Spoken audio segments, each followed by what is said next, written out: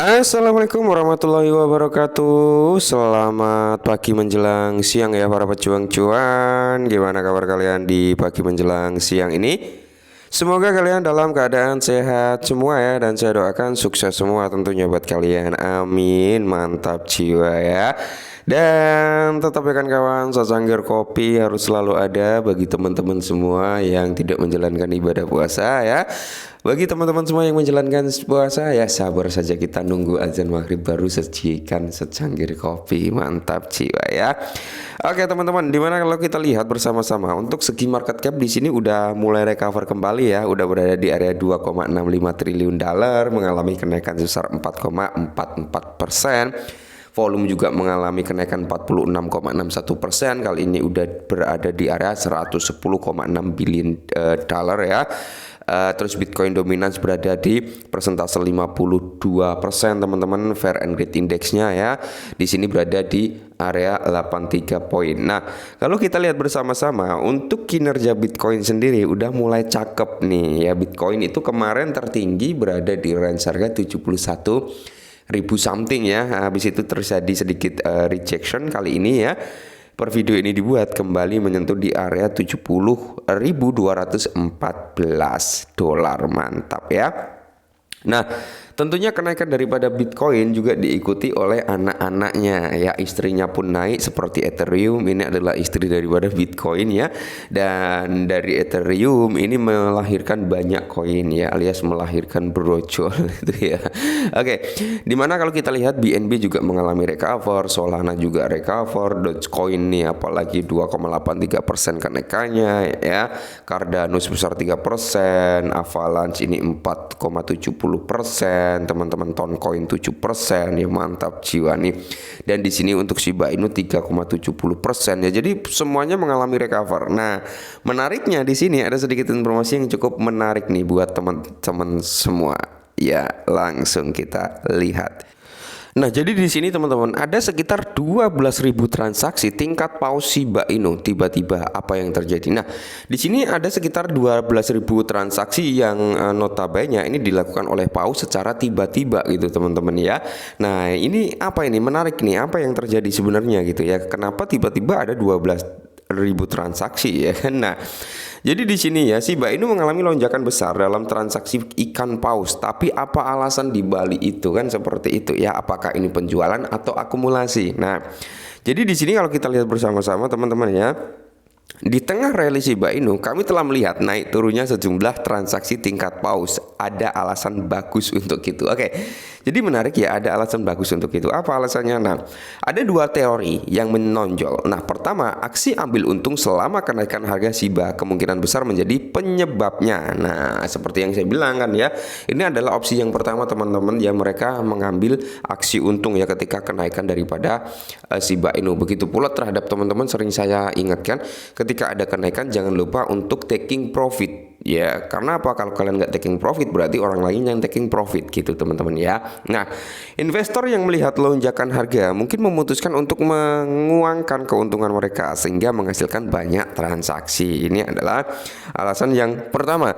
Yang kedua, nah selama koreksi pasar, aktivitas transaksi seringkali meningkat karena apa? Pedagang melakukan aksi ambil untung, perdagangan margin dan leverage teman-teman ya. Jadi perdagangan margin dan leverage tersebut yang mengakibatkan transaksi ini bisa melonjak ya.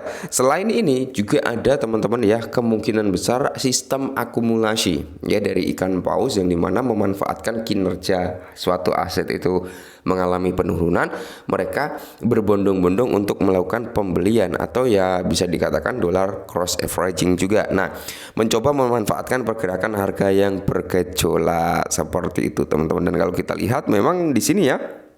Nah, menurut gambar ini teman-teman ya, Shiba Inu ini kan udah menyentuh di area rally base rally-nya dan saat ini terpantul seperti yang saya bilang di kemarin-kemarin lah ya. target daripada Shiba Inu ini teman-teman mungkin sampai di kepala 32 34-an gitu ya.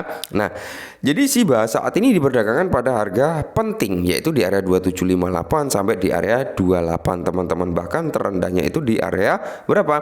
1954, di mana Shiba sebelumnya berhasil bertahan dengan stabil. Jika tingkat ini dapat dipertahankan, hal ini dapat menjadi satu loncatan untuk pertumbuhan di masa depan. Mantap jiwa ya.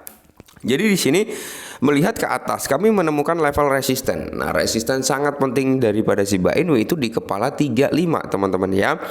Nah, jadi agar Shiba dapat memasuki fase pertumbuhan yang solid, Shiba harus melewati hambatan ini. Jika berhasil, hal ini bisa menandakan awal dari tren kenaikan yang berkepanjangan dan mungkin mencapai level yang lebih tinggi, teman-teman. Nah, seperti yang saya bilang beberapa waktu yang lalu ya, Shiba Inu ya kan, ini adalah area yang cukup krusial yaitu di area 35 ya.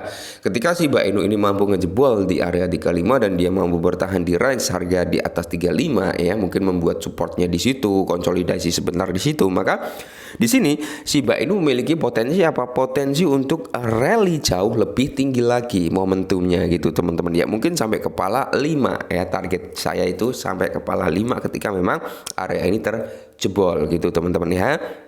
Nah, jadi kalau kita melihat jika support tetap kuat dan kondisi pasar tetap mendukung, kita mungkin menyaksikan Shiba naik menuju level resisten tersebut. Namun volatilitas pasar berawal bahwa pergerakan ini dapat berubah dengan cepat dan masyarakat harus mewaspadai level ini dengan cermat juga. Jadi meskipun jumlah transaksi yang sangat besar mungkin menunjukkan berbagai langkah strategis yang diambil oleh pemegang saham besar, masa depan Shiba di pasar akan sangat bergantung pada kemampuannya untuk mempertahankan level support utama, nah, dan menembus hambatan resisten. Selain itu, perlu diangkat bahwa koreksi di pasar kripto baru saja selesai dan masih terlalu dini untuk membuat asumsi apapun, seperti itu ya. Nah, sesuai yang kita prediksikan teman-teman ya, ini adalah beberapa analisa kita bersama-sama kemarin lah ya. Nah, kemarin kan Shiba itu belum ngejebol ya di area mana? Di area yang kita beli marking warna biru ini teman-teman, dan hari ini ternyata udah jebol kan. Nah, udah jebol, targetnya kemana bang? Targetnya adalah di area sini teman-teman ya. Di area berapa? 32 ya, area 32 sampai di area berapa?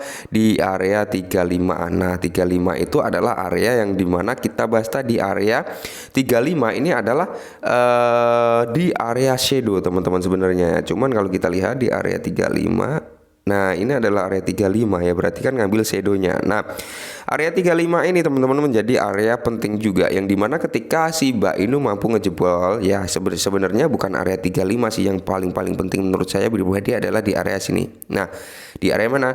Di area 3416. Nah, ketika Shiba Inu ini mampu jebol area tersebut teman-teman, maka dia berpotensi untuk naik sampai di level berapa? Di level 36. Nah, level 36 ini kalau kejebol teman-teman, level 36 ini kalau kejebol, maka Shiba Inu akan berpotensi sampai kepala 5. Itu adalah target yang sangat possible ketika Shiba Inu mampu ngejebol di area 36 dan dia mungkin sedikit konsolidasi di situ ya. Akan tetapi langkah strategis terdekatnya adalah Shiba Inu harus bisa melewati di range harga berapa? Di range harga 32 sampai di range harga 34-an sampai 35 itu ya teman-teman ya. Oke, mungkin ini sedikit informasi tentang Shiba Inu ya. Polanya udah mulai bagus teman-teman, di sini udah membentuk yang namanya break of structure, dan semoga ini bisa menjadi pantulan harga ke atas kembali. Oke, dan sedikit informasi semoga membantu. Salam cuan.